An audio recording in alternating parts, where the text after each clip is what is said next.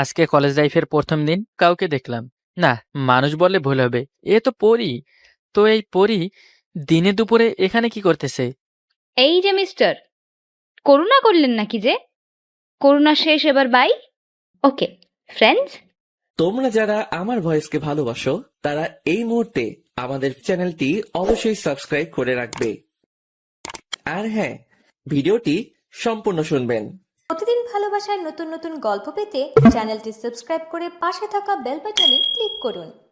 আজকে কলেজ লাইফের প্রথম দিন, কত কিছুর চিন্তাই না আছে মাথায়। ভাবতে খারাপ লাগছে না। এই তো এসে পড়েছি। মামা, ভাড়া কত? রিক্সাওয়ালা মামাকে ভাড়াটা বুঝে দিয়ে চলে আসব। ঠিক তখনই মনে হলো কাউকে দেখলাম না। মানুষ বললে ভুল হবে, এ তো পরী। তো এই পরী দিনে দুপুরে এখানে কি করতেছে? চিন্তিত মনে হচ্ছে। মনে হয় পরীটাকে যাই দেখি, কোনো উপকারে আসে কিনা। এই যে ম্যাডাম, আপনাকে দেখে খুব চিন্তিত মনে হচ্ছে। কোনো সমস্যা? জি না, আপনি আসতে পারেন। ওকে, চলে আসবো। ঠিক তখনই কে যেন ডাকলো। ঘুরে দেখি আর কেউ না, পরীটাই ডাকতেছে। সরি, আসলে কি মাথাটা গরম ছিল তাই খারাপ ব্যবহার করে ফেলেছি। ওকে, আচ্ছা, মাথা গরম কেন আপনার? আসলে কি, আমি মনের ভুলে টাকাটা বাসায় রেখে এসেছি। এখন তো রিক্সাওয়ালা মামার ভাড়াটা। ওকে, সমস্যা নেই, আমি দিয়ে দিচ্ছি। আমি যদি রিক্সাওয়ালা হতাম তাহলে তো এমন পরীর কাছে ভাড়াই নিতাম না, ভাড়া দিয়ে চলে আসবো। ঠিক তখনই পরীটা আবার ডাকলো। এই যে মিস্টার, করুণা করলেন নাকি যে? করুণা শেষ, এবার বাই। আরে না। তাহলে আমাদের তো পরিচয়ই হলো না। আমি রুশু। আজ এই কলেজ লাইফের প্রথম দিন। তুমিও কি নতুন এই কলেজে? হুম, আমি এমন। আমিও আপনার মতো নতুন লাইফে পা রাখছি। ও, ওকে ফ্রেন্ডস। হুম, ফ্রেন্ডস। এবার তাহলে ভিতরে যাওয়া যাক। হুম। আচ্ছা, তোমার ফোন নাম্বারটা দাও তো। কেন? কেন মানে, গার্লফ্রেন্ড আছে নাকি? না, তুমি প্রথম মেয়ে যার সাথে আমি কথা বলতেছি। তাই নাকি? তাহলে দাও। 017। হুম। আর যেহেতু আমরা ফ্রেন্ড, তো নো আপনি, জাস্ট তুমি বা তুই। আমার কাছে তুই করে বলতে ভালো লাগে না, শুধু তুমি। ওকে। ওকে।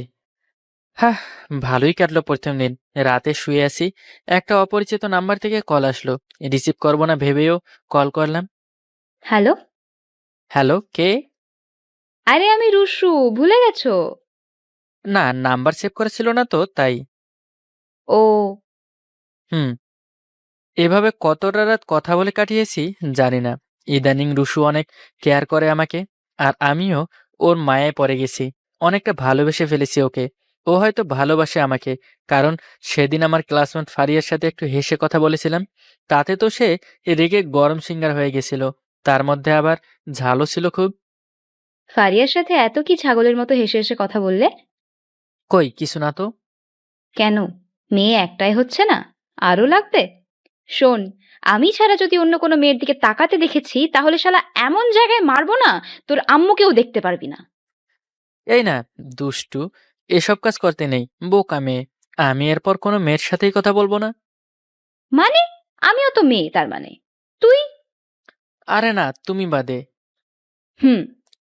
এভাবেই আরো কাছাকাছি চলে আসি দুজন। এখন ইচ্ছা করলেও কেউ কাউকে ছাড়া থাকতে পারি না। একবার তো প্রচন্ড জ্বরে ভুগছিলাম। 2 দিন তো কোথায় ছিলাম আমি জানি না। যখন একটু সুস্থ হলাম তখন তো আমি পুরো অবাক। এ কে আমার সামনে? আরে তুমি? কেন, অন্য কারো থাকার কথা ছিল নাকি? আরে না। তুই যখন খুব অসুস্থ ছিলি তখন সারাদিন পরিণামের একটা নাম্বার থেকে কল আসতো, আর তখন জানতে পারলাম তোর বেস্ট ফ্রেন্ডের কল ছিল ওটা, আর বাসার ঠিকানাও দেয় ওকে, আর কাল থেকে তোর সেবা করতে আসতেছে ও। ও, তাহলে এত দূর। যাক, জ্বরটা হয়েও ভালো হলো। খুব যত্ন নিয়েছিল আমার ও। তারপর থেকে প্রায় আসতো আমাদের বাসায়। আর 2 দিন যেতে না যেতেই আম্মু ওকে নিয়ে আসতে বলতো বাসায়। একদিন সকালে আম্মু জানালো যে আমাকে নাকি তার কোন ফ্রেন্ডের মেয়ের বিয়েতে যেতে হবে, তাও আবার একা, আম্মুকে ছেড়ে 2 দিন আগে। আর আম্মু যাবে পরে। একদিকে রুশুকে ছাড়া তো আমি থাকতেই পারবো না। আম্মুকে বলে দিলাম যে আমি একা যেতে পারবো না, একা ভালো লাগে না।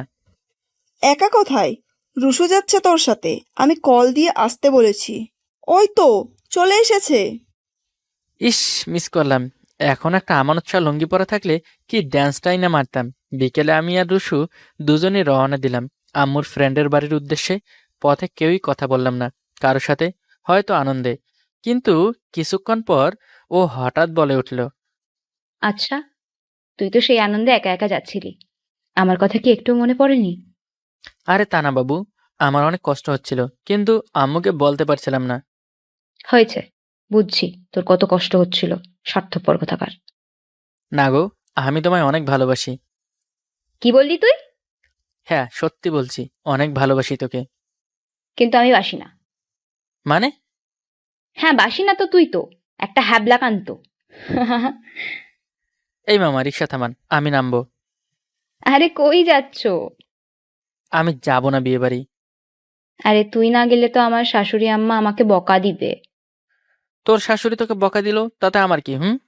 আচ্ছা, ওয়েট ওয়েট, তোর শাশুড়িটা কে শুনি? তোকে কি এমনি এমনি হ্যাবলাকান্ত বললাম? আরে হাদারাম, তোর মা আমার শাশুড়ি। সত্যি বলছিস? তাহলে যে বললি ভালোবাসিস না। ধুর বাল, ফান করছি। তোকে অনেক অনেক ভালোবাসি, আমার বাবুটা, love you. Love you too পাগলি। আমি তো ভয় পেয়ে গেছিলাম। আচ্ছা, মা কি জানে? হুম, আমি তো মাকে আগেই বলেছি আমি তোর বউ হতে চাই। মাও রাজি। বিয়েটা খেয়ে আসি, তারপর খেলা হবে। কি খেলা গো? হাডুডু। কোথায় খেলবা? খাটের নিচে, হা হা হা।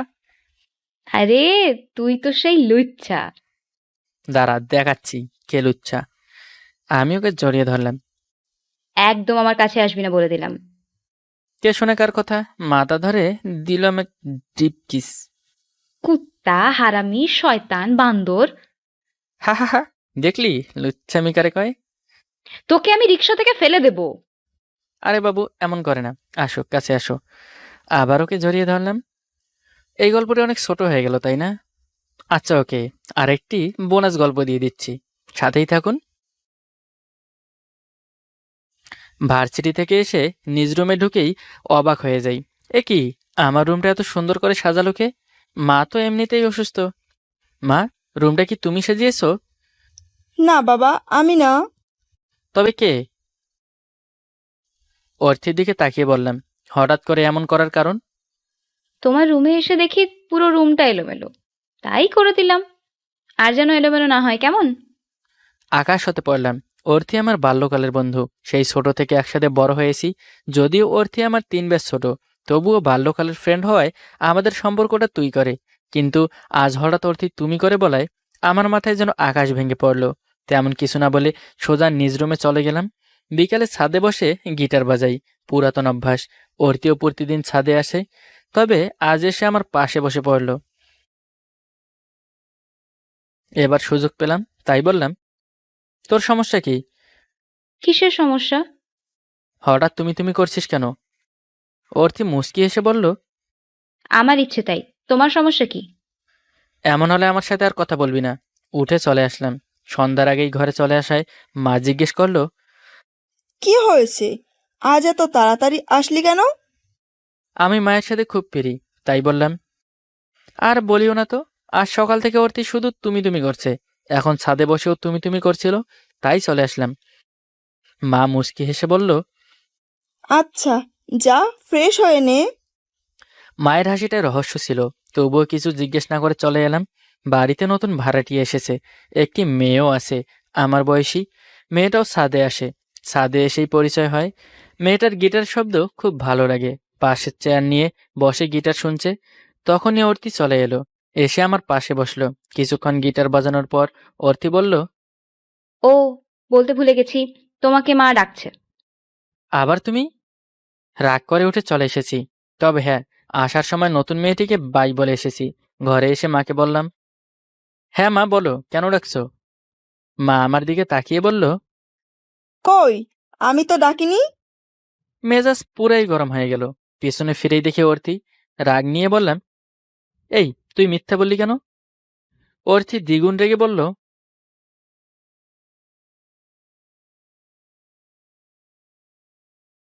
মায়ের সামনে কথাটি বলায় অর্থিকে কিছুই বলতে পারলাম না। সোজা রুমে এসে ভাবতে লাগলাম, হঠাৎ অর্থি এমন করছে কেন? যাক, পরে ভাববো এসব নিয়ে। আর ভাবনা আসতেছে না মাথায়। ভার্সিটিতে আজ শেষ দিন, তাই সবাই মিলে পার্টি করছি। বিশেষ করে আমরা যারা এখনো সিঙ্গেল থেকে গেছি তারা। আমাদের মাঝে একটি মেয়েও আছে, নাম পল্লবী, আমার খুব ঘনিষ্ঠ। দুবার প্রপোজও করেছিলাম, তবে অ্যাকসেপ্ট করিনি। কিন্তু বন্ধুত্ব ভাঙেনি। যখন ওর আরো ঘনিষ্ঠ হলাম তখন বুঝলাম ওর মতো বন্ধু হয় না। তাই ওকে নিয়ে ভালোবাসার স্বপ্নগুলো হাওয়া হয়ে গেল।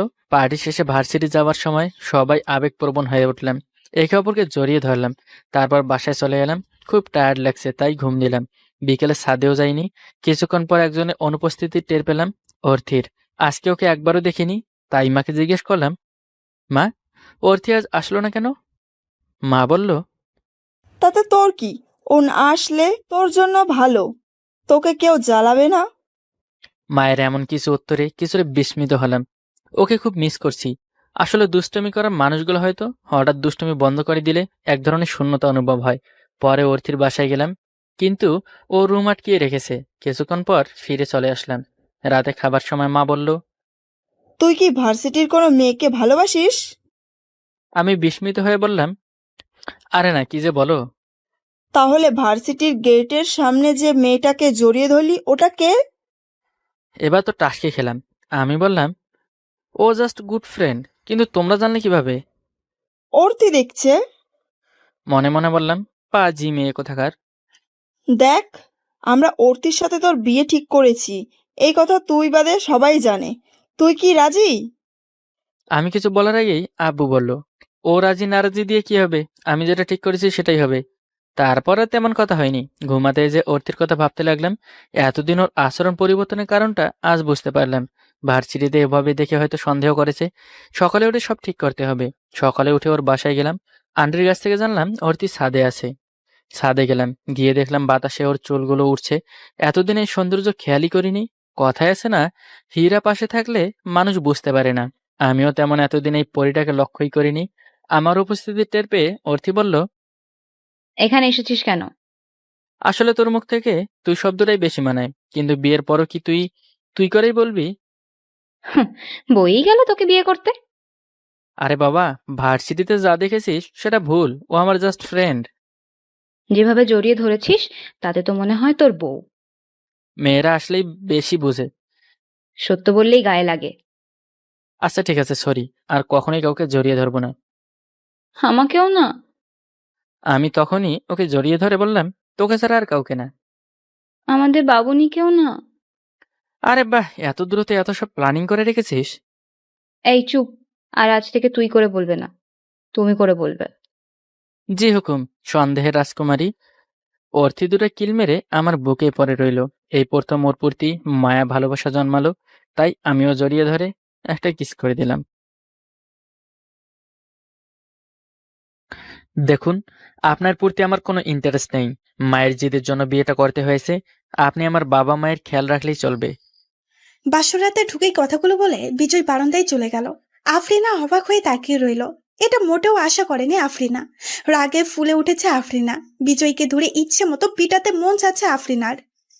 বিয়ে করবি না তো বাবা মাকে বললেই পারতি। আমার জীবনে বুলডোজার চালানি কেন? কিছুদিন পর এক রেস্টুরেন্টে। বলিস কি, তোর সাথে ভালো করে একবার কথাও বলেনি? কথা বলো তো দূরে থাক, একবার ভালো করে তাকাইনি পর্যন্ত। অর্পি হাসতে লাগলো। তা দেখে আরফিনের গা চলে উঠল, গলা টিপে ধরল। Sorry sorry sorry. হাসি বন্ধ কর।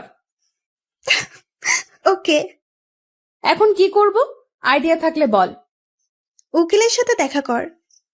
তোর সাহস তো কম না, তুই আমার সংসার ভাঙার বুদ্ধি দিচ্ছিস? আরে ছাড়, ফান করলাম। রাগে আমার মাথা নষ্ট আর তুই ফান করছিস? সরি বাবা, তোর কিসের আইডিয়া লাগবে? ওকে হাতের মুঠোয় আনবো কিভাবে সেই আইডিয়া। হায় রে কপাল, সবাই ছেলে পটায় আর তুই হাজবেন্ড পটাবি? দেখ, বিয়ে তো ছেলে খেলা নয়। তাছাড়া আমার সাথে আমার বাবা মায়ের মান সম্মানও জড়িয়ে আছে। তা ঠিক, শোন, একটাই উপায় আছে। বল। তারপর অর্পি কিছু টেকটিক দিল। বিজয় সবার সামনে আফরিনার সাথে স্বামীর মতোই আচরণ করে, কিন্তু আড়াল হলে অচেনা মানুষের মতো আচরণ করে। আফরিনার পুরো পরিবারের সাথে মিলেমিশে চলে। প্রতিদিন সকালে বিজয়ের ঘুম ভাঙার সাথে সাথেই আফরিনা চা নিয়ে হাজির হয়। চুলগুলো হালকা ভিজা ও ছড়ানো থাকে। না চাইতো বিজয় কিছুক্ষণের জন্য চোখ ফেরাতে পারে না। আফরিনা কাশিতে বিজয় সে দৃষ্টি ভাঙিয়ে দেয়। একদিন আফরিনা ইচ্ছে করেই বিজয়ের শার্টের বোতাম ছিঁড়ে রেখেছে। বিজয় শার্ট পরেছে। আফরিনা আয়নার সামনে বসে সাজতেছে। বিজয় বারবার সেই দিকে তাকাচ্ছে আর শার্ট পরছে। হঠাৎ খেয়াল করলো শার্টের একটা বোতাম নেই। বিজয় সুই সুতা খুঁজতে লাগলো। কিছু লাগবে? সুই সুতা। কেন? আরফিনা সুই সুতা বের করে শার্ট পরা অবস্থাতেই বোতাম লাগাতে লাগলো। শার্টটা খুলে দিলে ভালো হয় না? আপনার লেট হয়ে যাবে। একটু সাবধানে, লেগে গেলে তো আবার বিপদ। চুপচাপ দাঁড়িয়ে থাকুন, নয়তো লেগে যাবে। বিজয় চুপচাপ দাঁড়িয়ে রইল। আরফিনা বোতাম লাগিয়ে দিল। বিজয় আরফিনাকে এই প্রথম এত কাছ থেকে দেখল। আরফিনা বিজয়ের মা বাবার প্রতি যথেষ্ট দায়িত্ববান। যা দেখে বিজয় খুবই খুশি। মেয়েটা একবারও কোনো অভিযোগ করেনি। কিছুদিন পর বিজয়ের বাবা আরফিনা ও বিজয়কে কক্সবাজারে ঘুরতে পাঠালো। আরফিনা ইচ্ছে করেই বিজয়ের কাঁধে মাথা রেখে ঘুমিয়ে পড়ল। বিজয় হোটেলে এসে 2টো রুম নিল। আরফিনা তো রেগে মেগেই আগুন। মুডটাই অফ হয়ে গেল। আরফিনা রুমে যে ঘুমিয়ে পড়ল। বিকেলে বিজয় এলো। কি চাই? আপনি কি রাগ করেছেন? কই না তো। বিজয় বুঝলো যে আরফিনা রেগে রয়েছে। ভাবলাম সমুদ্র সৈকত দেখতে যাব। যান না, ধরে রেখেছে কে? একা যেতে ভালো লাগছে না। রাস্তা থেকে কুকুর ধরে সাথে নিয়ে যান। বাড়াবাড়ি হচ্ছে কিন্তু। আপনি বাড়াবাড়ি দেখছেন কি? বিজয় চলে এলো। হোস্টেলে সিনক্রেট করা উচিত নয়। বিজয় সমুদ্রের পাড়ে চলে এলো। এ কি, আরফিনা এখানে? আপনি এখানে? আপনি আসতে পারলে আমি পারবো না কেন? বাপরে, কি ঝগড়াটে মেয়ে। কি বললেন? কিছু না। চুপচাপ পাশে দাঁড়িয়ে রইল। ছ্যাঁকা খেয়েছেন কয়টা? জি। ছ্যাঁকা কয়টা খেয়েছেন? আমি প্রেমই করি না। নারী বিদ্বেষী নাকি? উল্টাপাল্টা কথা বলছেন কেন? আপনার ব্যবহার দেখেই বোঝা যায় হয়তো ছ্যাঁকা খেয়েছেন, নয়তো নারী বিদ্বেষী। বুঝেছি, আপনাকে পাত্তা দেই না তো, তাই এসব বলছেন। যা সত্য তাই বললাম। আর শোনেন, আপনার মতো অনেক ছেলে ভার্সিটি লাইফে আমার পিছু পিছু ঘুরেছে। বিজয় একটা অট্র হাসি দিল, যা দেখে আরফিনার রাগ চরম সীমায় পৌঁছালো। বিজয়ের পেটে একটা ঘুষি মেরে ছুড়ে এলো। বিজয় এমনটা আশা করেনি। যদিও ব্যথা পেয়েছে, কিন্তু আরফিনাকে বুঝতে দেয়নি। সত্য হলেও পুরুষ তো। কিছুদিন পর তারা কক্সবাজার থেকে ফিরে এলো। পুলিশ কি একটুও পরিবর্তন হয়নি? আরে না। আমার তো মনে হয় বড় ধরনের ছ্যাঁকা খেয়েছে। আমার তা মনে হয় না, কারণ ও চেহারায় কষ্টের কোনো ছাপ দেখি না, বরং আমাকে কষ্ট দেয় আনন্দ দেখি। অর্পি অট্র হাসি দিল। আফরিনা গলা টিপে ধরল। Sorry sorry. আমার মাথায় একটা বুদ্ধি আছে, সেটা কাজে লাগাবো। আমার মনে হয় না ও আর পড়বে। যে ছেলে সৌন্দর্য দেখে পটে না, সে আর কিসে পড়বে? ইমোশনস। মানে? পরে বলবো, এখন যাই। টিপসটা আমাকেও দিস। কে জানে আমার বিয়ের পরেও কাজে লাগতে পারে। কাজ হলে বলবো। আফরিনা বিজয়ের প্রতি আরো কেয়ার হলো। বিজয়ের কোন জিনিস কোথায় থাকে তা বিজয় না জানলেও আফরিনা জানা থাকে। এক রাতে কান্নার গুনগুন শব্দে বিজয়ের ঘুম ভেঙে গেল। বিজয় বুঝলো যে আফরিনা কান্না করতেছে। বিজয়ের মনে একটু খারাপ লাগলো। পরের দিন অফিসে বসে বিজয় আফরিনার কথা ভাবতে লাগলো। মেয়েটার প্রতি বেশি অন্যায় করা হচ্ছে। এখন পর্যন্ত ভালো করে কথাও বলিনি, তবুও মেয়েটা নিজের দায়িত্ব ঠিকই পালন করে যাচ্ছে। একটিবারও অভিযোগ করেনি। আমার কি উচিত না মেয়েটির হাত ধরা? ও যেমন ভালোবাসে, তার প্রতিদিনে অল্প একটু ভালোবাসা দেয়া। বিজয়ের মনের মধ্যে অনুশোচনাবোধ কাজ করতে লাগলো। নানান জল্পনা কল্পনার পর বিজয় সিদ্ধান্ত নিল আজ থেকে সেও আফরিনার মতো চলবে। আফরিনা কাছে আসলে সেও কাছে যাবে। সেই রাতেও একই কাহিনী হলো। আফরিনার গুনগুন কান্নার শব্দে বিজয়ের ঘুম ভেঙে গেল। আজকে বিজয়ের বুকটাও কষ্ট ফেটে যাচ্ছে। মেয়েটা তার কষ্ট সহ্য করতে না পেরে রাতের পর রাত কেঁদে কেঁদে পার করছে। না, এভাবে একটা মেয়েকে কাঁদানো কোনো অধিকার আমার নেই। আজ একটা নতুন সকালের সাথে নতুন জীবন শুরু করব। সকালে আফরিনা। আফরিনা দৌড়ে এলো, কারণ এই প্রথম বিজয় তাকে ডেকেছে। জি জি। চা হবে? এক্ষুনি আসছি। আফরিনা চা বানিয়ে নিয়ে এলো। 1 কাপ কেন? আমাকে দিবে না? এটা আপনার জন্যই। তাহলে তুমি? আমি তো যাও কাপ নিয়ে আসো। এই 1 কাপ চা ভাগ করে খাবো। আফরিনা তো এসব সুযোগেরই অপেক্ষাতেই আছে, দৌড়ে যে কাপ নিয়ে এলো, তারপর একসাথে চা খেলো। বিজয় অফিসের জন্য রেডি হচ্ছে, আফরিনা সাজুগুজু করতেছে। চুলগুলো খুলে দাও, দেখতে ভালো লাগে। আফরিনা অবাক হয়ে বিজয়ের দিকে তাকালো। সত্যি? খুলে দাও। আফরিনা চুল খুলে দিল। অফিসে যাওয়ার আগে বিজয় আফরিনাকে বলল, আজ তাড়াতাড়ি আসবো, বিকেলে ঘুরতে যাব, রেডি হয়ে থেকো। জি। বিজয় হাসি মুখে চলে গেল। আফরিনা সাজতে শুরু করলো। কোন শাড়ি পরবে তা ঠিক করতেই পারছে না। নতুন সকালের সাথে আফরিনার জীবনে নতুন অধ্যায়ের শুরু হলো। ভালো মানুষগুলো যখন অন্যের উপর অন্যায় করে, তখন চোখের পানি তাদের মনের মধ্যে অনুশোচনাবোধ জাগিয়ে তোলে।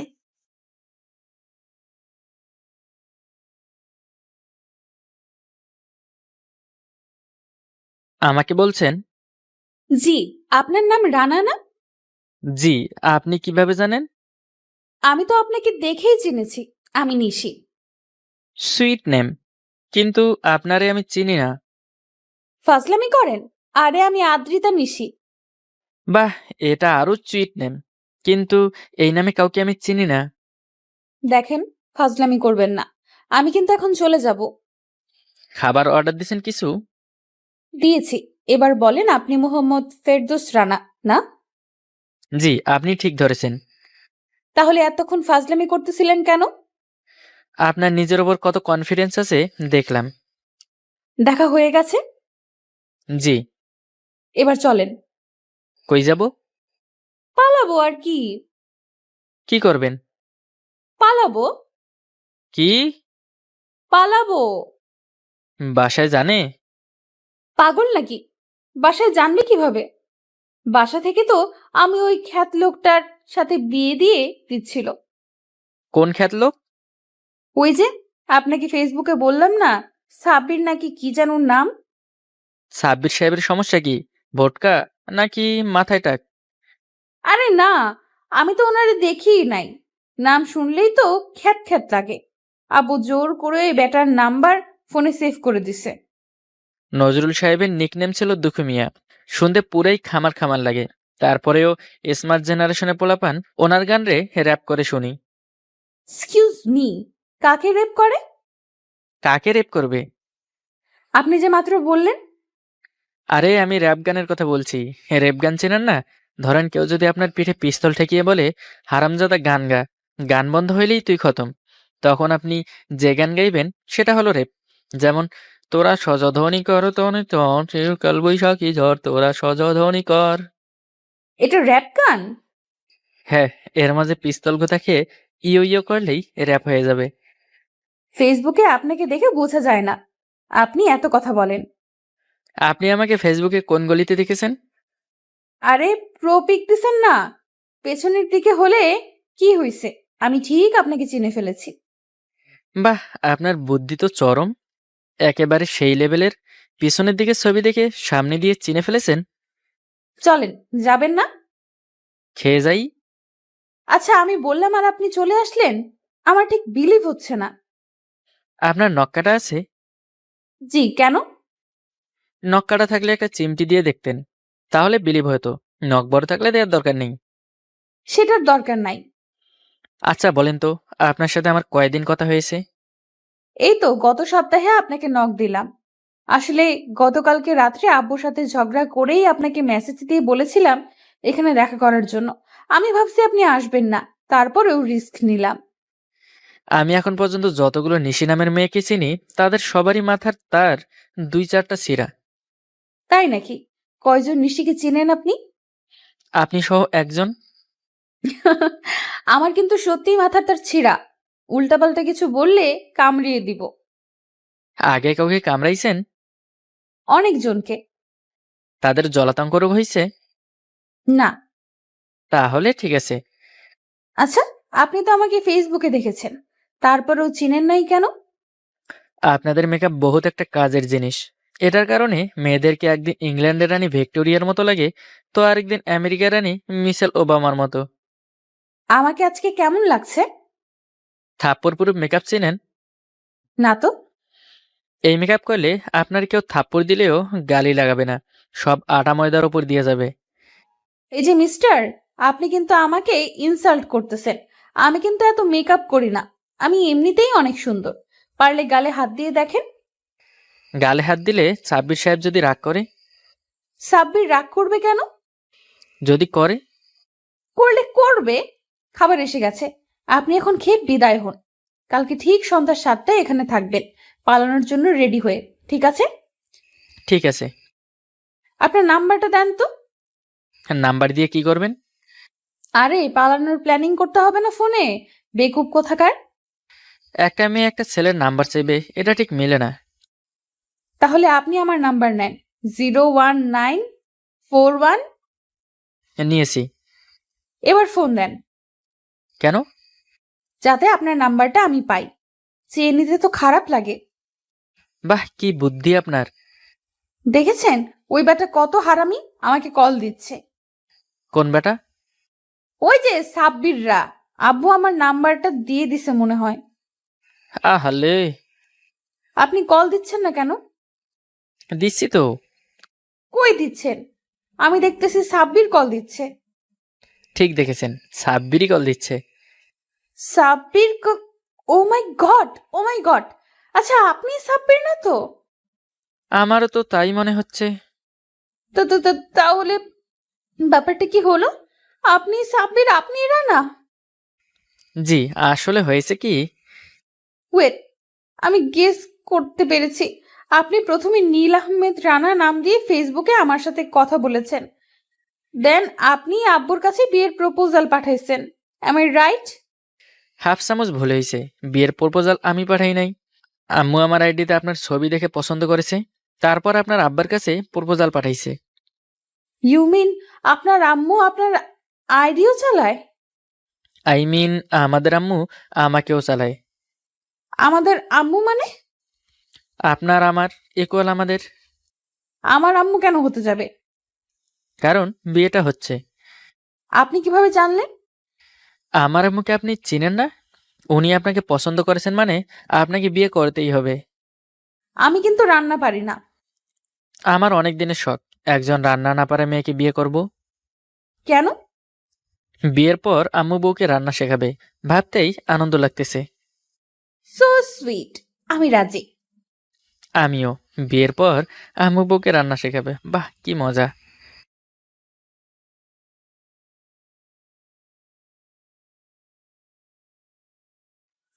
সারাদিন শেষ না হওয়া প্রচন্ড ব্যস্ততা আর হাড় ভাঙা খাটুনি, তদুপরি রাতে বাড়িতে আসার সময় জ্যাম নামক বিভ্রট যন্ত্রণা তো আছেই।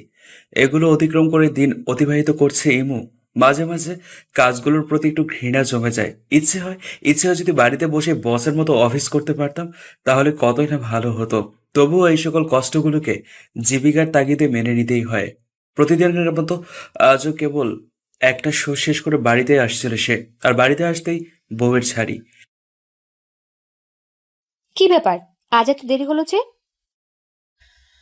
না, এমনিতেই। দেখো না রাস্তায় কি পরিমাণ জ্যাম। হয়েছে হয়েছে, জানি তো। জ্যাম তো শুধু বাহানা। কেন দেরি হয় তা কি আমি বুঝি না নাকি? আশ্চর্য, আস্তে না আস্তেই ঝগড়া শুরু করে দিলে। তোমার সন্দেহবাতিকটা একটু কমাও, বুঝলে? কি? আমি তোমার সাথে শুধু ঝগড়া করি না? আমি আবার কখন এই কথা বললাম? বলো নাই, তবে তাই বলতে চাচ্ছ। বাহ, ভালো তো। আমার বউ তো দেখি অনেক ইন্টেলিজেন্ট। আমি বললেই সে কলকাতা পর্যন্ত বুঝে ফেলে। মানে তুমি কি বলতে চাচ্ছ?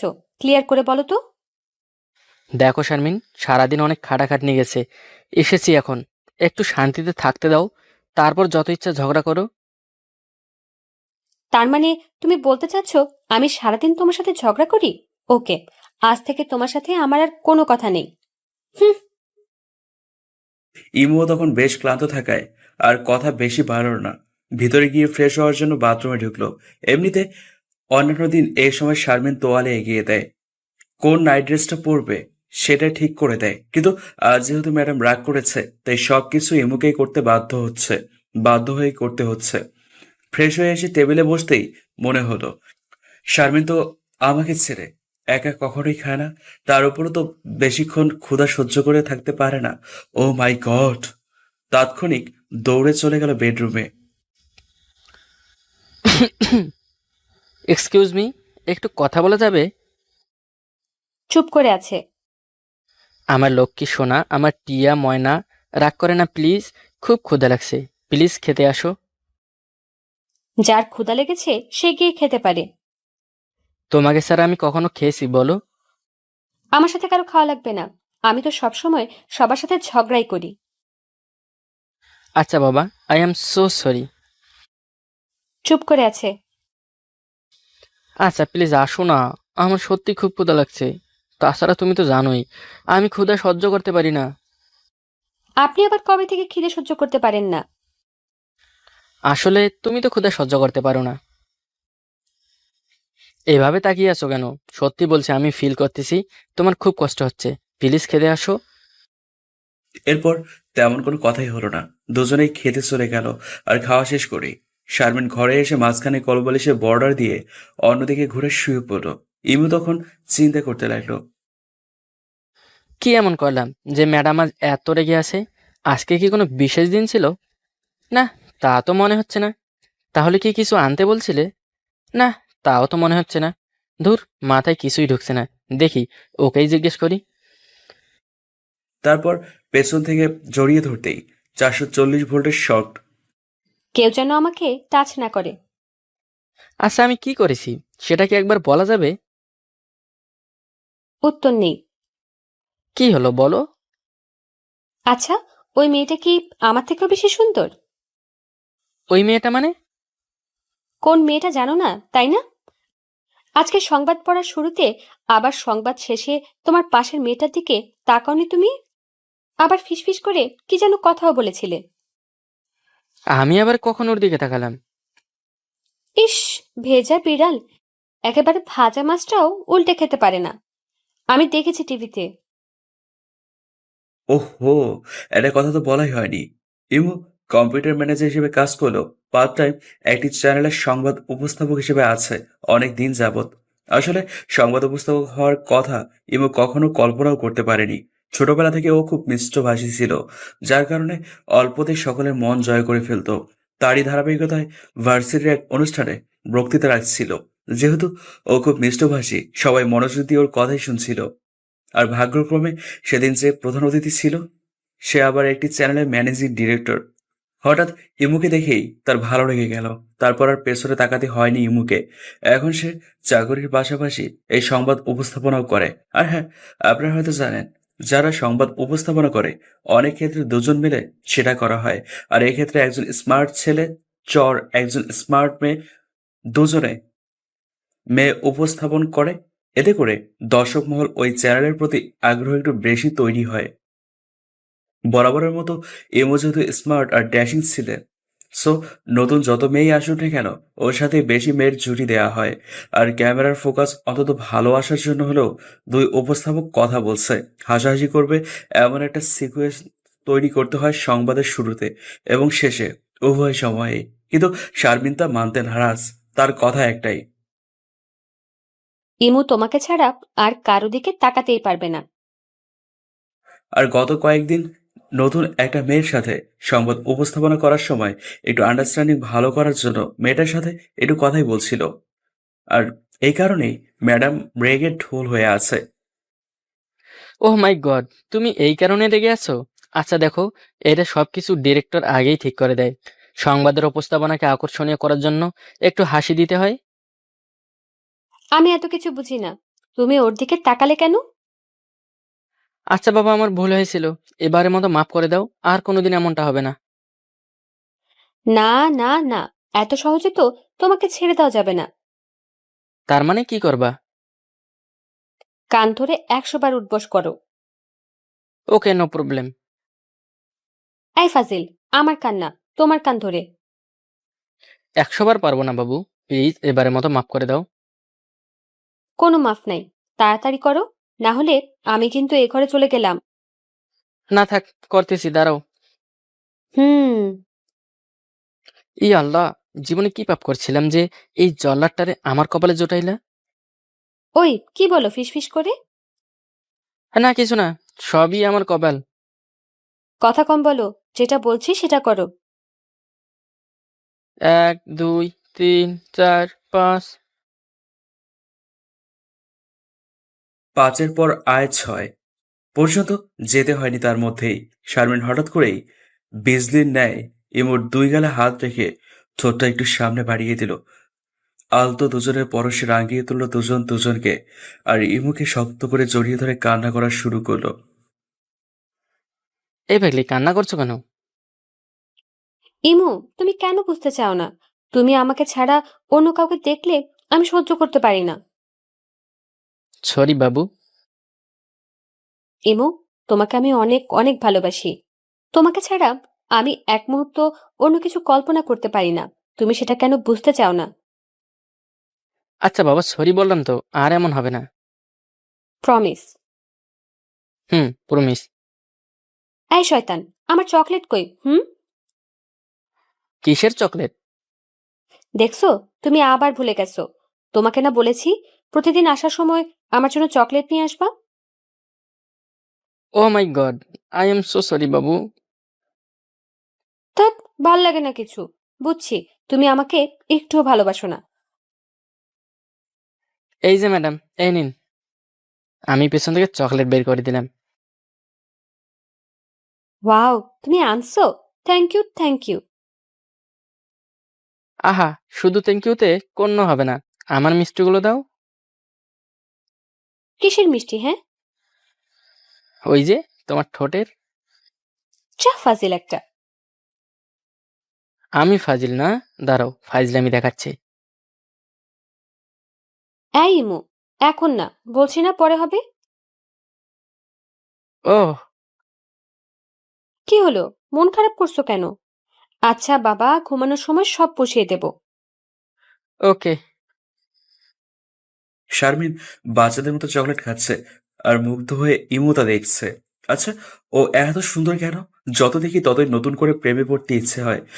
আর মানেটাও সোজা, ভালোবাসা মানুষকে মনের চোখ দিয়ে দেখলে সে যদি অসুন্দর হয় তবুও তাকে বিশ্ব পরিক্রমা মনে হবে। এই ফাজিল, এমন করে কি দেখো? তোমাকে? আমাকে বুঝি নতুন দেখো? জানি না, শুধু এতটুকু জানি, ভালোবাসি তোমায়।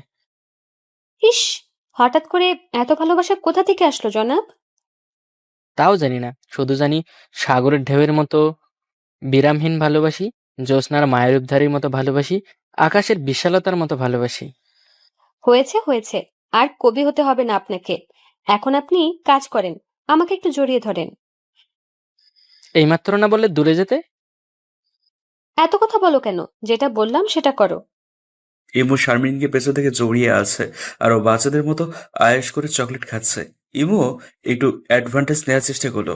হঠাৎ করেই শারমিনকে কোলে নিয়ে বিছানায় নিয়ে আসলো ইমু। এই ফাজিল, কি হচ্ছে এসব? ভালোবাসা আর রোমাঞ্চ।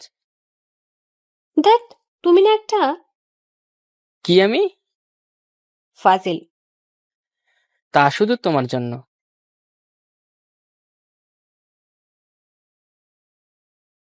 তুমি কি আমাকে পছন্দ করো? হ্যাঁ, করি।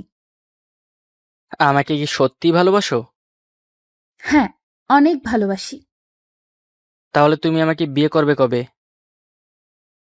কি হলো, জবাব দাও। তুমি বিয়ের জন্য রাজি হলে আমি আমার বাবা মাকে বলতে পারি তোমাদের বাড়িতে বিয়ের প্রস্তাব নিয়ে যেতে।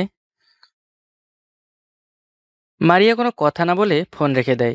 মারিয়ার সাথে আমার প্রথম দেখা হয় তাদের কলেজে। আমি একদিন আমার বন্ধু রাকিবের সাথে দেখা করতে তার কলেজে যাই। তখনই মারিয়াকে প্রথম দেখি। প্রথম দেখাতে তাকে আমার খুব ভালো লেগে যায়। তাই মারিয়াকে দেখিয়ে রাকিবকে জিজ্ঞেস করি, দোস্ত, নীল ড্রেস পরা মেয়েটা কে রে? ওর নাম মারিয়া, এই কলেজে পড়ে। কেন, কি হয়েছে? কিছু হয়নি, তবে কিছুদিন পর হবে। কি হবে দোস্ত? তোর ভাবি হবে মারিয়া। ওই শালা, হা হা হা করবি না। সব দাঁত ভেঙে দিব নয়তো। দেখ দোস্ত, তোর কিন্তু আমারে একটা হেল্প করতে হবে। কি করতে হবে বল। তার বয়ফ্রেন্ড আছে কিনা একটু খোঁজ নিয়ে দেখ। যদি তার বয়ফ্রেন্ড না থাকে তাহলে তার মোবাইল নাম্বারটা জোগাড় করে দে। তার সাথে আমার তেমন কথাবার্তা হয় না, তাই তার সম্পর্কে আমি কিচ্ছু জানি না। তবে আমি খোঁজ খবর নিয়ে দেখছি, তোকে রাতের মধ্যে জানাবো। ওই দিন রাতে রাকিব এসে মারিয়ার মোবাইল নাম্বার দিয়ে বলল তার কোনো বয়ফ্রেন্ড নেই। পরের দিন মারিয়াকে কল দিলাম, তার সাথে কথা বলে আমার সব পরিচয় দিলাম, তার নাম্বারটা কোথায় পেলাম সেটাও বলে দিলাম। এরপর থেকে মাঝে মাঝেই তার সাথে কথা হতো। কিছুদিনের মধ্যে আমরা ভালো বন্ধু হয়ে যাই। মাঝে মাঝে রাকিবের সাথে দেখা করার নাম দিয়ে কলেজে গিয়ে মারিয়ার সাথে দেখা করে আসি। এভাবে 2 মাস চলে যাওয়ার পর আমি আমার মনের কথাটা মনের মধ্যে রাখতে পারিনি। একদিন ওকে বলেই দেই আমি তোমাকে ভালোবাসি, কিন্তু তখন মারিয়া রাজি হয়নি। সে বলল আমাকে ভালোবাসা তার পক্ষে সম্ভব না। আমি তখন কারণ জানতে চাই কেন ভালোবাসা সম্ভব না। তখন সে বলে, তুমি আমার অতীত জানো না। অতীত যদি জানতে তাহলে কখনো আমাকে ভালোবাসি বলতে না। তখন আমি ওকে বলি তোমার অতীত আমি জানতে চাই না, শুনতেও চাই না। আমি বর্তমানে তোমাকে ভালোবাসি। অনেক করে বুঝালাম, তারপরেও সে রাজি হয় না। এরপর প্রায় 2 মাস ধরে অনেক চেষ্টা করে তার মুখ থেকে ভালোবাসি কথাটা শুনতে পাই। ধরতে গেলে এক প্রকার জোর করে আমাকে ভালোবাসতে বাধ্য করি। এখন আমাদের সম্পর্ক হলো 1 বছর। সে আমাকে অনেক ভালোবাসে, কিন্তু যখনই বিয়ের কথা বলি তার মুখটা কালো হয়ে যায়। সে কোনো কথাই বলে না, চুপ হয়ে থাকে। 1 মাস ধরে তাকে বিয়ের কথা বলে চলেছি, মারিয়ার কোনো জবাব পাচ্ছি না। তাই সিদ্ধান্ত নিলাম কালকে আমাকে জানতেই হবে বিয়ের কথা বললে মারিয়ার কেন চুপ হয়ে থাকে, কেন তার হাসি ভরা মুখটা বিয়ের কথা শুনলেই কালো হয়ে যায়। পরের দিন সকালে মারিয়াকে না জানিয়ে তাদের বাসায় চলে গেলাম। তখন সে কলেজে ছিল। বাসা থেকে বের হবার আগে সব প্রস্তুতি নিয়ে এসেছিলাম। মারিয়াদের ঘরে ঢুকে আঙ্কেল আর আন্টিকে সালাম করে বললাম, আঙ্কেল, আমার নাম জাবেদ। আমি মারিয়াকে ভালোবাসি, তাকে বিয়ে করতে চাই। আমার কথা বলার ভঙ্গি দেখে ওনারা হেসে দিলেন। হা হা হা হা হা। তাই? কিন্তু মারিয়া তো কখনো তোমার কথা বলেনি। সে কি তোমায় ভালোবাসে? জি অবশ্যই, অবশ্যই ভালোবাসে। তুমি শিওর? 100% শিওর। আমাদের 1 বছরের সম্পর্ক। আচ্ছা, আমি আজকে মারিয়াকে জিজ্ঞেস করে জেনে নেব। তো আঙ্কেল, মা বাবাকে আসতে বলবো কখন? তোমার মা বাবা আসবে কেন?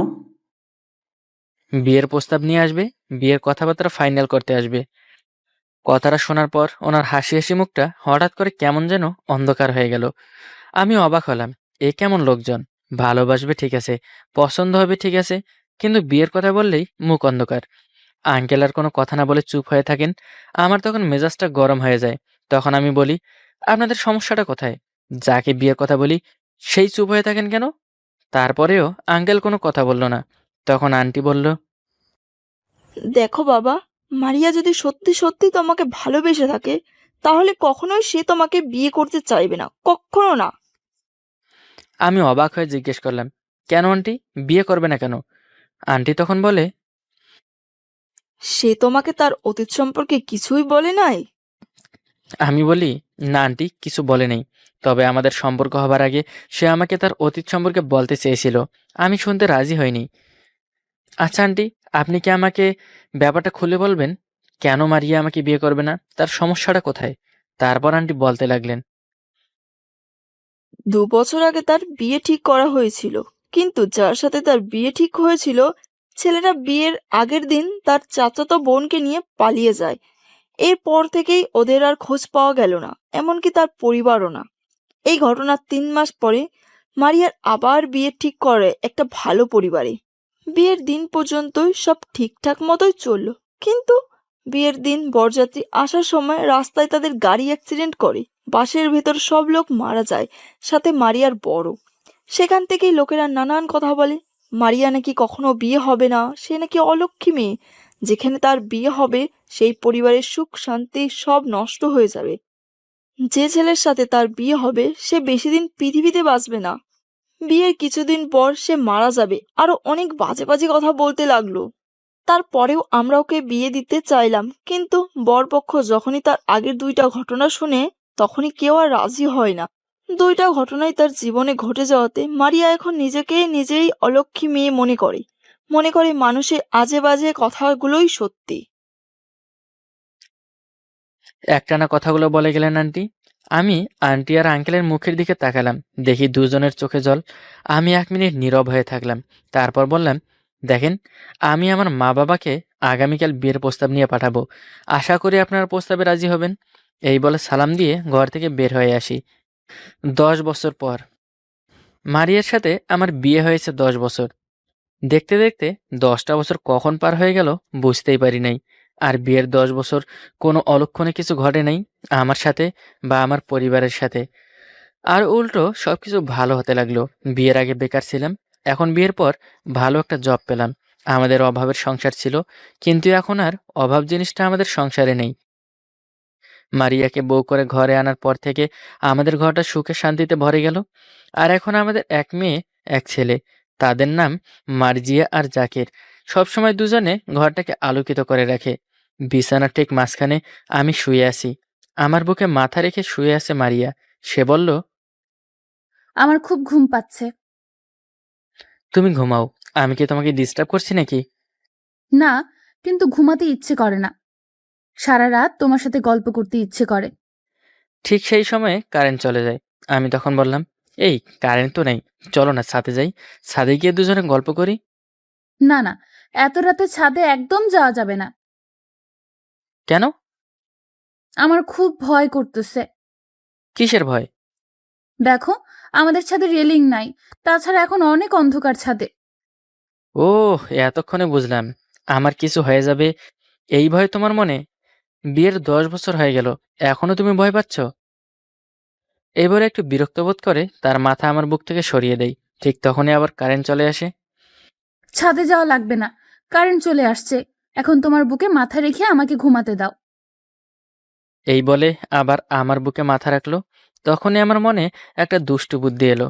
মনে মনে ভাবলাম, একটু ভয় দেখাই তাকে, যেমন ভাবা তেমনই কাজ। আমি ওকে বললাম, এই অনেক গরম লাগছে, একটু মাথাটা সরাও, আমি ফ্যানের সুইচটা অন করে দেই। তারপর আমি উঠে গিয়ে এমনভাবে অভিনয় করলাম যে ফ্যানের সুইচ দেওয়ার সময় আমাকে ইলেকট্রিক শক লাগে। আমি একটা চিৎকার দিয়ে সেখানে শুয়ে পড়লাম। মারিয়া তখন চিৎকার করে আমাকে এসে জড়িয়ে ধরে। হাই, তোমার কি হয়েছে? কথা বলো, চোখ খোলো। পাগলিটার কান্না দেখে তাড়াতাড়ি উঠে বসলাম।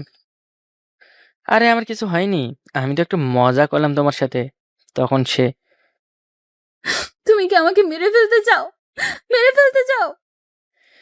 তখন আমি ওকে জড়িয়ে ধরে বলি, না, শুধু ভালোবাসতে চাই, ভালোবাসতে চাই। এই যে মিস্টার ছ্যাঁচড়া, গাছের দিকে তাকিয়ে কি দেখো? গাছে কয়টা আম ধরেছে সেটা গুনতেছি। ঢং দেখানোর জায়গা পাও না? গাছের আম গোনাও কি দোষ? প্রতিদিন সকালবেলা তোমার এখানে কি? এই জায়গাটা আমাদের। আব্বু বলছে আমগুলো দেখে রাখতে। হি হি হি। কি বিশ্রী হাসি! হা হা হা। উফ, আজব ছেলে তো তুমি। কথাটা বলেই আনিকা ঠাস করে জানালাটা বন্ধ করে দিল। রাহাত হচ্ছে সেই ছেলে যে আনিকার জন্য পাগল, এক দেখাতেই তার ভালো লেগে যায়। একদিন নিজেদের জায়গা দেখতে এসে আনিকাকে দেখেছিল চুল ছেড়ে দেওয়া অবস্থায়। ওই দিন থেকেই রাহাত আনিকাকে একদম মনের মধ্যে জায়গা দিয়েছে। তাই তো এখন নিজেদের জায়গা দেখার নামে আনিকাকে প্রতিদিন দেখতে আসে। তবে আনিকা ছেলেটিকে একদম সহ্য করতে পারে না, কারণ কোনো একটা সকাল বাদ যায় না রাহাতের মতো একটা বিশ্রী ছেলেকে আনিকার চোখে না পড়া। পরের দিন সকালবেলা হাই, কেমন আছো? জানি না, তোমার সাথে ওই ছেলেটা কে? আজকে আমগুলো পারবো, তাই ওকে সাথে করে নিয়ে এসেছি। তুমি এরকম স্যাঁচড়া পোলা কেন? আমি কি করছি? আব্বু বলেছে আমগুলো পেরে পাশের বাড়িগুলোতে দিয়ে আসতে, আর সাথে নিজেদের বাড়িতে নিয়ে যেতে। তার মানে কি, তুমি এখন আমাদের বাড়িতে আসবে? হুম, তোমাদের বাড়িতে যাব, তোমাদের সাথে যে বাড়িটা আছে ওই বাড়িতেও যাব। তুমি আসলেই একটা ছ্যাঁচড়া ছেলে। একটা মেয়েকে দেখার জন্য সবকিছুই করতে পারো। এতক্ষণে ব্যাপারটা বুঝতে পারলে? আমি এখনই দরজা বন্ধ করে দিব, দেখি তুমি কেমনে আমাদের বাড়িতে আসতে পারো। ব্যাপার না, আজ আমি তোমাদের বাড়িতে যাবই। দেখা যাবে। একটু পর রাহাত আমগুলো নিয়ে আনিকাদের বাড়িতে গিয়ে নক করতেই আনিকার আম্মু এসে দরজা খুলে দিল। কে বাবা তুমি? আমি আপনাদের জামাই। রাহাত খুব আস্তে কথাটা বলল, যেটা আনিকার আম্মুর কান পর্যন্ত পৌঁছায়নি। কিছু বলবে বাবা? না আন্টি, কিছু বলি নেই। আপনি আমাকে চিনবেন না। আপনাদের বাড়ির পেছনে যে অনেকগুলো আম গাছ আছে, ওইগুলো সব আমাদের। আব্বু বলেছে কিছু আম পেড়ে যেন পাশের বাড়িগুলোতে দিয়ে আসি। ও, খুব ভালো করেছো। বসো বাবা তুমি, আমি তোমার জন্য কিছু খাবার নিয়ে আসি। আন্টি থাক, লাগবে না, শুধু এক গ্লাস ঠান্ডা পানি দেন, খুব পিপাসা পেয়েছে। আচ্ছা ঠিক আছে। আন্টি, আনিকা কোথায়? তুমি অনিকাকে চিনো নাকি? এ রে, কথাটা বলে তো নিজের বাস নিজেই রেডি করলো রাহাত। না আন্টি, আমি আর আনিকা একই কলেজে পড়তাম। ও, অনিকা তো গোসল করতে গেছে, একটু পরে বের হবে। তুমি বসো বাবা একটু। রাহাত মনে মনে ভাবতে লাগলো, আনিকার আম্মুটা কত সুন্দর করে কথা বলে, আর তার মেয়েটার মনে হয় বাঁকা করে কথা না বললে পেটের ফাঁদ হজমই হয় না। কিছুক্ষণ পর আনিকা গোসল করে বের হলো। আনিকার উপর রাহাতের চোখ পড়তেই আনিকার উপর থেকে সে যেন চোখ সরাতে পারছে না। মেয়েটাকে আজ অসম্ভব সুন্দর লাগছে। ভেজা চুলে একদম পরীর মতো লাগছে আনিকাকে। রাহাতের ইচ্ছে করছিল ওই সময় আনিকার একটু স্পর্শ নিতে। রাহাতকে দেখে আনিকা বলতে লাগলো, ওই, তোমার কি কোনো কাজ নাই? রাহাত কিছু বলতে যাবে তার আগেই আনিকার আম্মু বলে উঠল, আহা, মানুষের সাথে কেউ এইভাবে কথা বলে? না আন্টি, ঠিক আছে। তোমরা দুজন কথা বলো, আমি গেলাম, আমার কাজ আছে। দেখছো, আমি বলছিলাম না যে আজ তোমাদের বাড়িতে আমি ঢুকবই? মানুষের লজ্জা না থাকলে এরকমই হয়। এটা নতুন কথা না, সবাই জানে আমার লজ্জা কম। হুম, তোমার শুধু লজ্জা কম না, তোমার সবই কম। যেমন? সবসময় এরকম আমার পেছনে লেগে থাকো কেন? আমি থাকি না তো, আমার ভেতরেরটা লেগে থাকে। চুপচাপ সোজাসুজি উত্তর দাও। ভালোবাসি তোমাকে অনেক, তাই। কিছু বললে? শুনতে পারলাম না তো। মানে কি, তোমার কানে কি ঠাড়া পড়ছে? হাসিটা অনেক সুন্দর। কার? আমার হবু বউয়ের। মানে কি? তোমার বোঝা লাগবে না। এই যে শোনো, জি বলো। আমার তোমাকে ভালো লাগে না। ও, তাহলে কাকে ভালো লাগে শুনি। আমি একটা ছেলের সাথে রিলেশন করি, সো আমাকে আর ডিস্টার্ব করবে না। এরকম কথা আনিকার মুখ থেকে শোনার জন্য রাহাত একদমই প্রস্তুত ছিল না। মুহূর্তের মধ্যেই রাহাতের মুখ কালো হয়ে গেল। কি বলবে বুঝতে পারছিল না, ভেতরে যেন ভেঙে চুরে যাচ্ছে। তারপরেও রাহাত আনিকাকে কিছু বুঝতে না দিয়ে আবারও হাসতে হাসতে বলল, ব্যাপার না, ওইটা আমি দেখে নিবনি। তুমি দেখে নিবে মানে? তুমি কি সত্যি আমাকে ভালোবাসো না? না, কখনো আর আমার জানালার পেছনে আসবে না। আচ্ছা। আমাদের বাড়ির আশেপাশে আর যেন ঘোরাঘুরি করতে না দেখি। আচ্ছা। কখনো আর আমাদের বাসার ভেতরে ঢুকবে না। আচ্ছা ঠিক আছে। এরকম আচ্ছা আচ্ছা করছো কেন? না এমনি, আমি এখন যাই। আনিকার কথাগুলো আজ রাহানের অনেক খারাপ লেগেছে। রাহাত ভেবেছিল সবার ভেতরে ভালোবাসা থাকলেই কি সেটা কি সবার জীবনে পরিপূর্ণতা পায়? অনেকের ভালো লাগাগুলো ভালো লাগাই থেকে যায়, সেটা ভালোবাসায় পরিণত হয় আর কতজনের। রাহাত তখন নিজে নিজেই প্রতিজ্ঞাবদ্ধ হলো সে আর কখনোই আনিকাকে ডিস্টার্ব করবে না। প্রতিদিন সকালবেলা আনিকার জানালার পেছনে যাবে না। যদি আনিকা নিজেই কোনোদিন রাহাতের ভালোবাসা বুঝতে পারে তাহলেই তাদের মাঝে কথা হবে, নয়তো আর কখনোই তাদের কথা হবে না। অন্যদিকে আনিকাও কি রাহাতকে ছাড়া খুব ভালো আছে? না, আজকে সে যা যা বলেছে সব শুধুমাত্র রাহাতের হাত থেকে বাঁচার জন্য। দিন শেষে আনিকাও রাহাতের মনের অবস্থাটা বুঝতে পেরেছে। আনিকা ভাবছে তার হয়তো আজ এত বেশি করাটা ঠিক হয়নি। প্রতিদিন সকালে রাহাতকে না দেখলে যে আনিকারও ঠিকই খারাপ লাগতো। রাহাতকে বকা দিতেই আনিকা নিজেই চুপচাপ হাসতো। সে কখনোই রাহাতকে সে বুঝতে দেয়নি। কিন্তু আজ হঠাৎ করে পরিস্থিতির শিকার হয়ে রাহাতকে মিথ্যে বলতে হয়েছে আনিকার। পরের দিন সকালবেলা আনিকা জানালার পাশে বসে অপেক্ষা করতেছে কখন আসবে রাহাত, কখন তার সাথে ঝগড়া করবে, তাকে বকা দিবে, জানালা বন্ধ করে নিজেই চুপচাপ হেসে যাবে। কিন্তু ওই দিন আনিকা রাহাতকে পেল না। আর রাহাতে বা কেন তাকে ডিস্টার্ব করতে আসবে? সে যে নিজে নিজেই প্রতিজ্ঞাবদ্ধ। এমন ভাবে কেটে গেল 6 দিন, তবুও রাহাতের কোনো খোঁজ খবর নেই। আনিকার মনটাও অনেক খারাপ। প্রত্যেক দিন আনিকা অনেক খুঁজেছে, কিন্তু কোনো লাভ হয়নি। রাহাতকে এক পলক দেখার জন্য হেঁটে আজ অনেকটাই অস্থির। কিন্তু কোথায় পাবে সে রাহাতকে? রাহাতের বাসার ঠিকানা, ফোন নাম্বার কোনোটাই তো সে জানতো না। আনিকার মাথায় সব সময় একটাই বিষয় ঘুরপাক খাচ্ছে, তাকে যেভাবেই হোক রাহাতের সাথে দেখা করতে হবে। কিন্তু কিভাবে দেখা করবে সে? রাহাতকে নিয়ে ভাবতে ভাবতে আরো 2-3 দিন কেটে গেল। একদিন সকালবেলা আনিকা আনমনা হয়ে জানালার পাশে বসে আছে। তার হঠাৎ করে মনে হলো কেউ একজন তার জানালার পাশ দিয়ে গেল এবং সে তাকে চিনে। আনিকা একটু চিৎকার দিয়েই বলল, এই ছেলে, এদিকে আসো তো। বলেন। তোমাকে কোথায় যেন দেখছিলাম, বলো তো। আরে আফা, আমাকে চিনতে পারছেন না? আফা কি? আপু বলো। ওকে আপু। এবার বলো, কোথায় দেখেছিলাম তোমায়? এই তো, এইখানে একদিন আমি রাহাত ভাইয়ের সাথে আম পেড়ে দিতে আসছিলাম। উপস, তো তোমার রাহাত ভাই কোথায়? তাকে আর দেখা যায় না কেন? কেন, রাহাত ভাই তো বাসায়। আমায় একটু ওর বাসার ঠিকানা দেবে? হুম। ছেলেটার কাছ থেকে রাহাতের বাসার ঠিকানা নিয়ে আনিকা তখনই রাহাতের বাসায় চলে গেল। বাসায় গিয়ে নক করতেই ভেতর থেকে রাহাতের আম্মু দরজাটা খুলে দিল। কে তুমি? আমি আনিকা। আপনি রাহাতের কে হন? কেন? আমি রাহাতের আম্মু। আন্টি, রাহাত কই? কি করেছে রাহাত?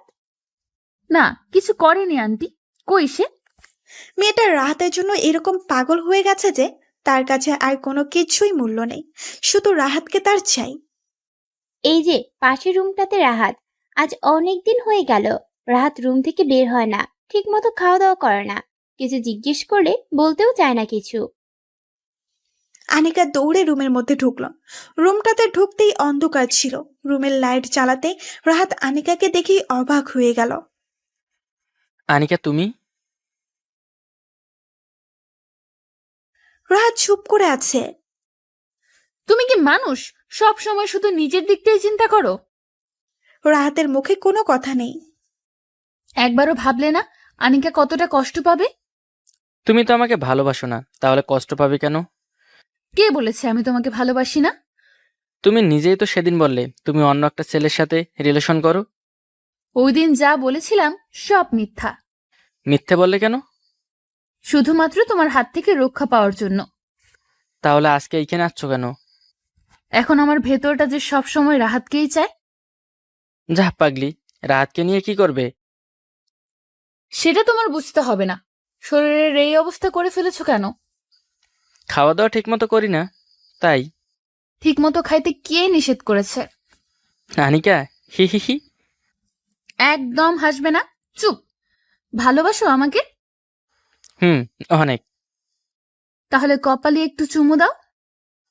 কার কপালে? আনিকার কপালে। সিসি, আম্মু এসে দেখলে কি বলবে? আসবে না, তোমাকে দিতে বলছি, দাও। আরে থামলেন কেন? ভালোই তো লাগছিল, দেখি আবার শুরু করেন। এখন অনেক রাত, 1:40 AM। অবশ্য এটাকে গভীর রাত বলা যেতে পারে, যে রাতে একজন শিশু তার মায়ের আঁচল পেঁচিয়ে জড়িয়ে থাকে। দিনের আলো শেষে যখন রাতের আঁধার নেমে আসে, তখন নিজের মধ্যে কেমন যেন একটা অনুভূতি তৈরি হয়। মনে হয় সব ছেড়ে একা নির্জনে কোথাও গিয়ে পড়ে থাকি। কিন্তু নিজের মা ভাই বোনের কথা যখন মনে পড়ে যায়, তখন আর নিরুদ্দেশ হতে পারি না।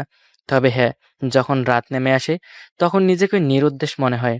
বাসার সবার চোখে যখন ঘুম রাজ্যের ছায়ারা এসে তাদের চোখে ঘুম দিয়ে যায়, তখন আমি বাহিরে বের হয়ে যাই।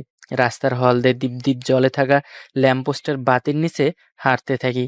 কখনো গিটার নিয়ে বের হয়ে নিশ্চুপ রাতের আধারে আর চাঁদের আলোয় এই দুটো সংমিশ্রণে একা একা গুনগুন করতে থাকি। আজ আমি খালি হাতে আসিনি, আমার একাকিত্বের সঙ্গীকে নিয়ে বের হয়েছি এই রাতের বুকে। হ্যাঁ, আমার গিটারই আমার একাকিত্বের সঙ্গী। অনেকক্ষণ হাঁটাহাঁটি করে একটা চায়ের ঢঙ্গে 1 কাপ চা খেয়ে একটা সিগারেট টানতে টানতে আবার হাঁটতে লাগলাম। রাতের বেলা সাধারণত এরকম চায়ের টংগুলো অনেক রাত পর্যন্ত খোলা থাকে। আমি সিগারেট টেনে ধোঁয়াগুলো ওপরের দিকে ওই রাতের আধারের সাথে মিশিয়ে দিতে লাগলাম। একটা পর্যায়ে হাঁটতে হাঁটতে একটা গাছের বড় টুকরোতে বসলাম। জায়গাটা অনেকটা নীরব, হালকা ঠান্ডাও পড়ছে। আমি আস্তে আস্তে গিটার বাজাতে বাজাতে গাইছিলাম। আর অর্ধেক যখন গিয়ে একটু থামলাম, তখন একটা মেয়ের কণ্ঠের মতো আমায় বলল। আমি থামলাম কেন, আবার যেন গাওয়া শুরু করি। আমি একটু চমকে উঠি। এত রাতে মেয়ের কণ্ঠ আমার শ্রবণে স্পর্শ করেছে। আমি ভুল শুনলাম না তো? খানিকটা এদিক ওদিক দেখে কাউকে দেখতে পেলাম না। হয়তো মনের ভুল। এত রাতে এখানে মেয়ে আসবে কোথা থেকে? আমি যখন একটু নিশ্চুপ, কালো রাতের মতো একটু নিশ্চুপ হয়ে রইলাম, তখন আবার ওই কণ্ঠটার শব্দ শুনতে পেলাম। কি হলো, গাইছেন না যে? কণ্ঠটা মনে হয় আমার পিছন থেকে আসছে। আমি ঘাড় ফিরে তাকিয়ে দেখলাম একটা মেয়ে আমার 7 কি 8 হাত দূরে দাঁড়িয়ে আছে, গায়ে সালোয়ার কামিজের ওপরে একটা চাদর পরা। আমি একটু আশ্চর্য হলাম, এত রাতে মেয়েটা এখানে কি করে? এইভাবে তাকিয়ে আছেন কেন? নিশ্চয়ই ঘাবড়িয়ে গিয়েছেন। এত রাতে একটা মেয়ে বাহিরে কি করে, তাই না? আমি কিছু না বলে এবারও একটু চুপ করে রইলাম। কি বলবো বুঝতে পারছি না। 1 পা 2 পা এগিয়ে মেয়েটি আমার সামনে এগিয়ে এসে গাছের বড় টুকরোর অপর প্রান্তে বসতে বসতে বলল। ভয় পাচ্ছেন? ভয় পাওয়ার কিছু নেই। আমি মানুষ, পেতনি না। পেতনি হলে পিছন থেকে এসে নীরবে আপনার ঘাড় মটকে দিতাম। আমি মেয়েটির কথা শুনে আকাশের দিকে তাকালাম। আজকের আকাশটা অনেক উজ্জ্বল, তারাও আছে। এরকম কত রাত আকাশের দিকে তাকিয়ে থেকে তারা গুনার চেষ্টা করেছি, কিন্তু গুনতে পারিনি। আমি আবার মেয়েটির দিকে এক নজর তাকালাম। আচ্ছা, মেয়েটাকে কি এখন আমি জিজ্ঞেস করা উচিত যে এত রাতে এখানে কি করে, বা এত রাতে বাইরে বের হয়েছে কেন, এই টাইপের কিছু? আমি কিছু বলতে যাব, মেয়েটি আমার দিকে না তাকিয়ে আবার বলল। তারা গুনা শেষ? কয়টা গুনেছেন? তারা গুনতে পারেন নাকি? না, একটাও গুনি নেই। আমায় জিজ্ঞেস করবেন না আমি কে? ও হ্যাঁ, তাই তো। আপনি কে? এত রাতে বাহিরে কি করছেন? আমি হুম আমি একটা শাকচুন্নি। শাকচুন্নিরা কিন্তু রাতের বেলায় ঘোরাঘুরি করে। আমি আর কিছু বললাম না। মেয়েটা মনে হয় আমার সাথে ফান করছে। আমি গিটারের তারে টুং করে একটু বাজিয়ে মেয়েটাকে জিজ্ঞেস করলাম, আপনার নাম কি? মেয়েটি আমার দিকে একটু তাকিয়ে থেকে বলল। নাইমা। আপনি সাজু, তাই না? আমি নাইমা নামের মেয়েটির দিকে অবাক দৃষ্টিতে তাকালাম। এই মেয়ে আমার নাম জানে কিভাবে? এরপর মেয়েটা যা বলল সেটার জন্য আমি মোটেও প্রস্তুত ছিলাম না। আপনার নাম আমি কি করে বললাম, এটা শুনে নিশ্চয়ই অবাক হয়েছেন। আসলে আমি আপনাকে মাঝে মাঝে রাতে পায়চারি করতে দেখি, আবার কখনো একা একা গাইতে দেখি। আমার মনে কৌতূহল জাগলো যে আপনার সাথে একদিন গল্প করব। আর দেখুন, আজ চলে এসেছি। ভালোই হয়েছে, তাই না?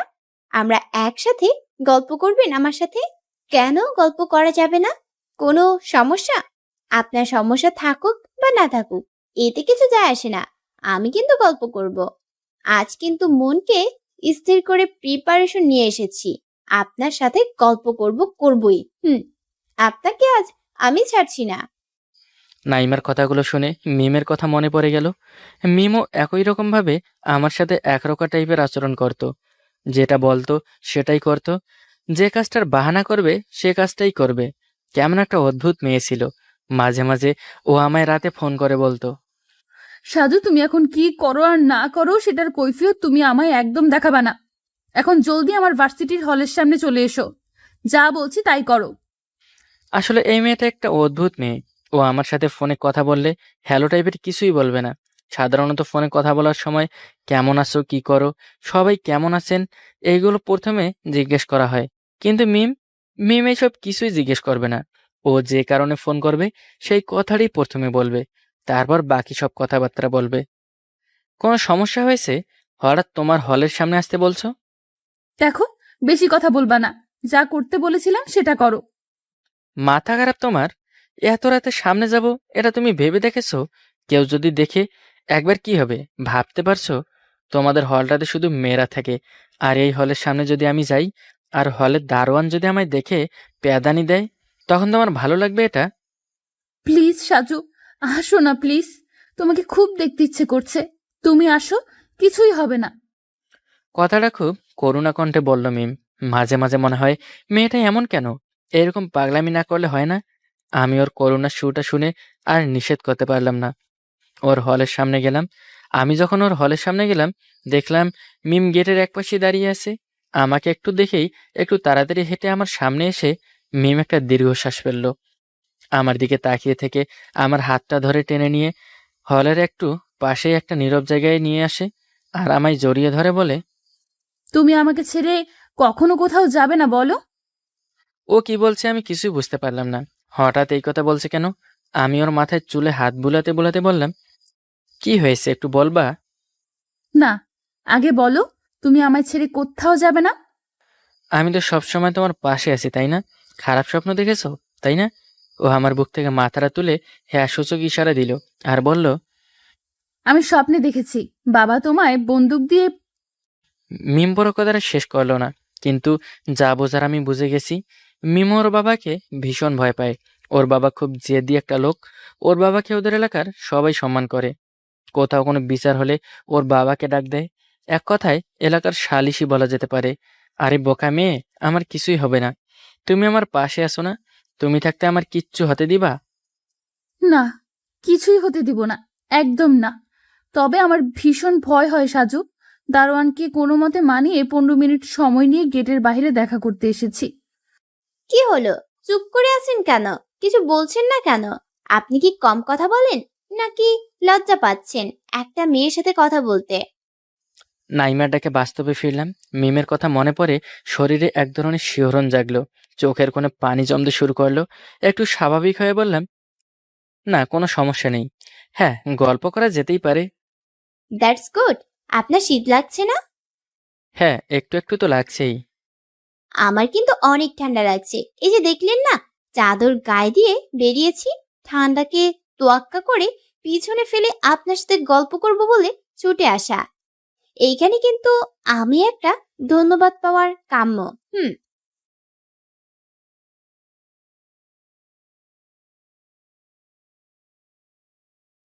ধন্যবাদ দিব কেন?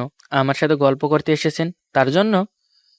অবশ্যই বুঝছি আপনি ধন্যবাদ দিবেন না, কারণ আপনি একজন কিপটুস। আমি একটু চুপ করে থেকে বললাম, ধন্যবাদ আপনাকে। Most welcome. আচ্ছা, চা খাবেন? চা খেতে খেতে আপনার সাথে কথা বলবো আর গান শুনবো। মন্দ হবে না কিন্তু, কি বলুন? আমি চা খেয়ে এসেছি কিছুক্ষণ আগে। আর তাছাড়া আপনি চা পাবেন কোথায় এখন? এই যে চা, কি খাবেন না? আমি আসলেই অবাক হয়েছি। নাইমা একটা ছোট ফ্লাক্সে চা সাথে করে নিয়ে এসেছে। ওর চাদরের কারণে আমি সেটা দেখতে পাইনি। আসলে মেয়েটা প্রিপারেশন নিয়ে এসেছে আমার সাথে গল্প করবে বলে। আমার চোখে আবার পানি জমতে শুরু করেছে। এই মেয়েটার আচরণগুলোর সাথে মিমের আচরণগুলো অনেকটা মিলে যাচ্ছে। এরপর নাইমা আমার দিকে ফ্লাক্সের মুখের ঢাকনাটায় কিছু চা ঢেলে যে গাছের টুকরাতে বসে আছি তার উপর রেখে চাটা খেতে বলল। আমি চায়ের দিকে তাকিয়ে চাটা পরিত্যক্ত অবস্থায় রেখে আমার গিটারের তারে টুংটাং করে সুর তুললাম। আমি পাশ থেকে ফ্লাক্সের ঢাকনাটা নিয়ে একটা ওটাতে একটা চুমুক দিয়ে বললাম, চাটা কি আপনি বানিয়েছেন? কেন, ভালো হয়নি চা? না তা না, আপনি অনেক ভালো চা তৈরি করতে পারেন। চমৎকার একটা চা হয়েছে। পাম দিচ্ছেন আমায়, তাই না? মেয়েদের একটা অভ্যাস কি জানেন? ওদের নিন্দা করলে যেমন সাপের মতো ফুস করে ওঠে, তেমন একটু ভালো বা প্রশংসা করলে কথাটা উড়িয়ে দিয়ে বলে পাম দিচ্ছি বা মিথ্যে বলছি। আচ্ছা, ভালোকে তো ভালো বলতেই হবে, তাই না? আপনি এত কিছু বুঝেন কিভাবে? মেয়েদের নিয়ে গবেষণা করেন নাকি? মেয়েদের আর একটা অভ্যাস কি জানেন? মেয়েরা একটু বেশি বোঝে। আমার কথাগুলো শুনে নাইমা একটু হাসলো। আমি আবার চায়েতে চুমুক দিলাম। খানিকক্ষণ পর নাইমা বলল, আচ্ছা, আপনি কি করেন? কথাটা শুনে আমি চুপ হয়ে গেলাম। আর একটু চুপ করে থাকার পর চাটুকু সম্পূর্ণ না খেয়ে ছুঁড়ে ফেলে দিয়ে ফ্লাক্সের ঢাকনাটা আমার পাশে রেখে দিলাম। আমার এরকম আচরণে নাইমা হয়তো অবাক হয়েছে। সত্য কথা বলতে কি, আমাকে যদি কেউ জিজ্ঞেস করে আপনি কি করেন, তখন আমি চুপ করে বসে থাকি। না হয় কথা পাশ কেটে অন্য কথায় চলে যাই।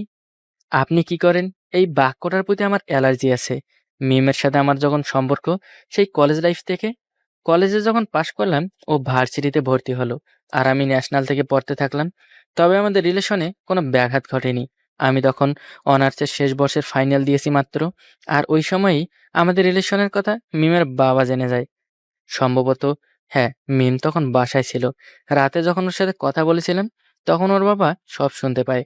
এরপর দিন সকালে মিম আমার সাথে দেখা করতে বলে। সাজু, একটা কথা বলবো? বলো। না মানে, মিম সবসময় যা বলবে তা আগেই বলে ফেলবে, কিন্তু ওর কথার মাঝে যখন অসহায়ত্বর গন্ধ শুনলাম তখন বুঝলাম কিছু একটা হয়েছে। এত নার্ভাসের কি আছে? তুমি রিল্যাক্সে বলো। ভালোই তো হয়েছে, এখন কাজীটাকে বিয়ে করিয়ে দিলেই তো হয়। হা হা হা। কথাটা বলে মিম কাঁদতে থাকলো। ওর কান্না দেখে আমি একটু হতাশ হলাম। নিজের মনের ভেতরেও একটু ভয় ঢুকে গেল। কি বলবো বুঝতেছি না। মনের ভেতর ভয় থাকা সত্ত্বেও ওকে বললাম, ধুর পাগলি, কিচ্ছু হবে না আমার, এত টেনশন করার কি আছে। আমি নার্ভাস হয়ে সন্ধ্যা নাগাদ মিমদের বাসায় গেলাম। সোফায় বসে আছি আর মনে মনে আল্লাহকে স্মরণ করতে লাগলাম। একটাবারও মিমকে দেখতে পেলাম না। কিছুক্ষণ পর মিমের বাবা আমার সামনে আসলো। আমি দাঁড়িয়ে সালাম দিলাম। তারপর মিমের বাবা বসতে বসতে আমায় বলল, কি নাম তোমার? জি, সাজু। এটা আবার কেমন নাম? নামের আগে পেছনে কিছু নেই? ইয়ে মানে আছে। তো পুরো নামটা বলো। মোহাম্মদ জাহিদুল হক সাজু। সত্য কথা বলতে কি, আমি কি বলবো না বলবো কিছুই বুঝতে পারছিলাম না। মুখ দিয়ে কথাই বের হচ্ছিল না। এরপর মিম ওর বাবার পেছনে এসে দাঁড়ালো। মনে একটু সাহস পেলাম। মিম আমায় বলল, দাঁড়িয়ে আছো কেন? বসো। আমি কিছু না ভেবে সোফায় টুপ করে বসে পড়লাম। এরপর মিমের বাবা আবার জিজ্ঞেস করলো, বাবা কি করে? জি, বাবা নেই। এরপর খানিকক্ষণ পর আবার বলল, তুমি কি করো? জি, সবেমাত্র অনার্স ফাইনাল দিয়েছি। ও আচ্ছা, তাহলে এখন কিছুই করো না, তার মানে একজন বেকার। তুমি এখন আসতে পারো। কথাটা শুনে চুপ হয়ে মেয়ের দিকে তাকালাম। মনের ভেতর কেমন যেন একটা অনুভূতি জাগতে লাগলো। একবার ভাবলাম, বলি, আঙ্কেল, এখন না হয় কিছু করি না, কিন্তু একটা সময় তো আর বেকার হয়ে গায়ে সার্টিফিকেট লাগিয়ে ঘুরবো না যে আমি বেকার। কথাটা বলিনি আমি। মিমের বাবা আবার বলল। আমি কি বলেছি তুমি শুনতে পাওনি? আমি তারপরেও চুপ করে রইলাম।